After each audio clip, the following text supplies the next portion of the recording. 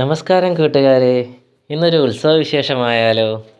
ചിറ്റയളങ്ങര അമ്പലത്തിലെ ഉപനിഷത് ഗീത മഹാസത്രം നടന്നുകൊണ്ടിരിക്കുകയായിരുന്നു കഴിഞ്ഞ 15 ദിവസത്തോളം ആയിട്ട്. ഇത് അവസാന ദിവസത്തെ ചടങ്ങാണ്. ആലപ്പുഴ ജില്ലയിൽ മാവേലിക്കരയ്ക്കും കായംകുളത്തിനും ഇടയ്ക്കാണ് ചിറ്റയളങ്ങര ക്ഷേത്രമുള്ളത്. പ്രസിദ്ധമായിട്ടുള്ള കുംഭഭരണി മഹോത്സവം നടക്കുന്നത് ഇവിടെയാണ്. അപ്പോൾ നമുക്ക് ഇനി ഉത്സവ വിഷയത്തിലേക്ക് കിടക്കാം.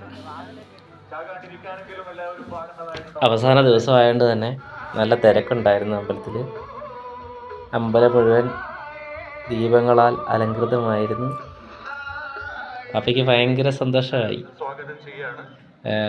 മൊത്തത്തിൽ കളർഫുള്ളായിട്ട് ബലൂൺസും ലൈറ്റും അങ്ങനെ നല്ലൊരു വൈബായിരുന്നു. കുളമൊക്കെ അലങ്കരിച്ചേക്കുന്നത് ലൈറ്റ് കൊണ്ട്. ഉപദേവത ക്ഷേത്രങ്ങളിലും എല്ലാം ലൈറ്റ് കൊണ്ട് അലങ്കരിച്ചിട്ടുണ്ട്. മരങ്ങളിലൊക്കെ ലൈറ്റിങ് തൂങ്ങിക്കിടക്കുന്ന നല്ല ഭംഗിയുണ്ടായിരുന്നു. മൊത്തത്തിൽ കളർഫുള്ളായിട്ട് നല്ലൊരു വൈബ്.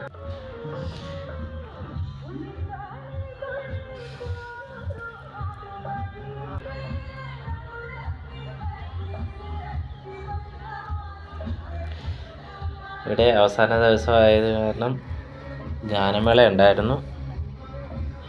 അപ്പോൾ അതിൻ്റെ പാട്ടൊക്കെ കേൾക്കുന്നുണ്ട് ബാക്ക്ഗ്രൗണ്ടിൽ. അവനിങ്ങനെ തുള്ളി നടക്കുകയാണ്. അതൊക്കെ ആസ്വദിച്ച് പാട്ടിനൊത്ത് ഡാൻസും ഒക്കെ ചെയ്ത്. ഇത് കാഴ്ചക്കണ്ടമാണ്. കുംഭഭരണിക്ക് കുതിരകളൊക്കെ വന്ന് നിൽക്കുന്ന ഇവിടെയാണ്. അപ്പം അടുത്ത മാസമാണ് കുംഭഭരണി, ഫെബ്രുവരി 23. അപ്പോൾ അതിനു മുമ്പായിട്ട് കണ്ടമൊക്കെ ഒരുക്കി നിർത്തിയേക്കുന്ന കാഴ്ചയാണ് കണ്ടത്. ഇത് മഹാസത്രവുമായിട്ട് ബന്ധപ്പെട്ട് സ്റ്റാളുകളൊക്കെ ഒരുക്കിയൊക്കെയാണ്, കടകളും ഒക്കെ ആയിട്ട്. മൊത്തത്തിൽ നല്ലൊരു വൈബായിരുന്നു.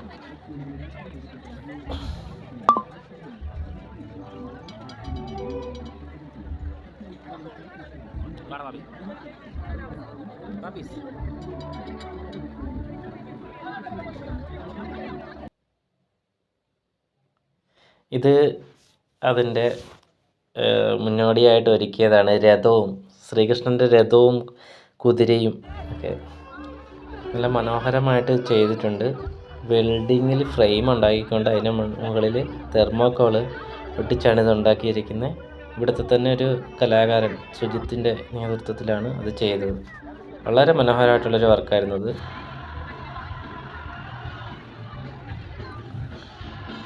കച്ചവടക്കാരും പാട്ടും ഡാൻസും എല്ലാം കണ്ട് അടിപൊളിയൊരു.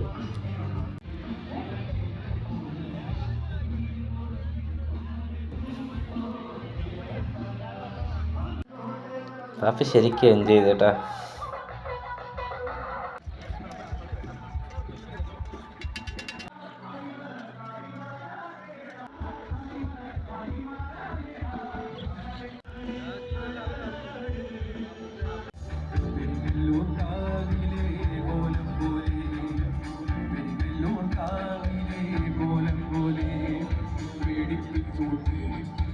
ആള് കണ്ട സദസ്സ് നിറഞ്ഞ ആളുണ്ടായിരുന്നു. നിറയെ ആൾക്കാരായിരുന്നു.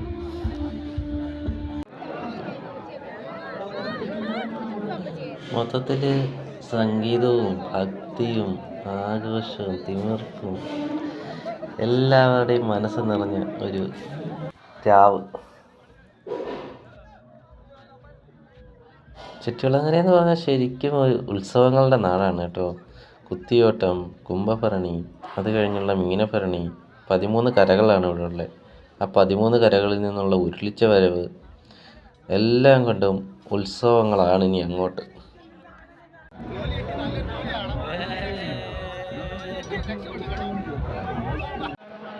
അങ്ങനെ കണ്ണും കാതും മനസ്സും എല്ലാം നിറഞ്ഞാണ് ഞങ്ങൾ ആ യജ്ഞഭൂമിയിൽ നിന്നും വിട പറഞ്ഞത്. ഒപ്പം മനസ്സിലൊരു വല്ലാത്ത നീറ്റലും.